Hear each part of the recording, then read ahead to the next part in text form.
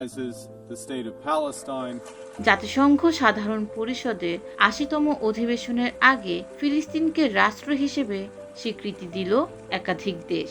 যুক্তরাজ্য, Canada, Australia আর পর্তুগালের এই সিদ্ধান্তে নতুন আলোচনার জন্ম হলেও বিশ্লেষকরা বলছেন তাৎক্ষণিক কোনো বড় প্রভাব নাও পড়তে পারে।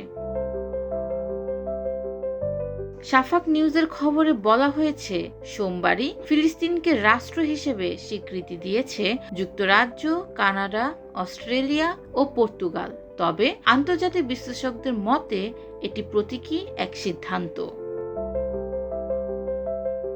ইন্টারন্যাশনাল ক্রাইসিস গ্রুপের বিশেষজ্ঞ রিচার্ড গওয়ান বলেন, যদি এই দেশগুলো শুধু স্বীকৃতি দিয়েই থেমে না থেকে ইসরায়েলের ওপর গাজার অবরোধ তুলে নিতে চাপ সৃষ্টি করে, তবেই এর প্রকৃত গুরুত্ব দেখা যাবে।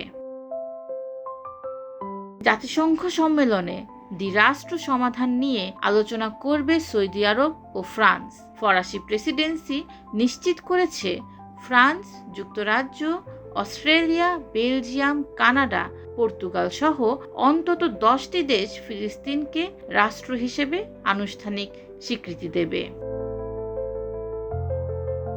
অন্যদিকে ফিলিস্তিনের প্রেসিডেন্ট মাহমুদ আব্বাসকে ভিডিও কলে ভাষণ দেওয়ার অনুমতি দিল জাতিসংঘ। তবে যুক্তরাষ্ট্র তাকে ভিসা দিতে অস্বীকৃতি জানিয়েছে।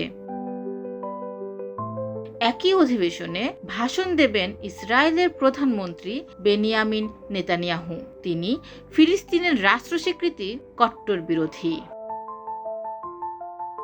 জাতিসংঘ সাধারণ অধিবেশন এবার হয়ে উঠেছে ফিলিস্তিন প্রশ্নে এক নতুন মোড়। প্রতীকী স্বীকৃতি কি চাপের কূটনীতিতে রূপ নেবে, নাকি থেকে যাবে কেবল ঘোষণার মধ্যেই? তাকিয়ে আছে বিশ্ব।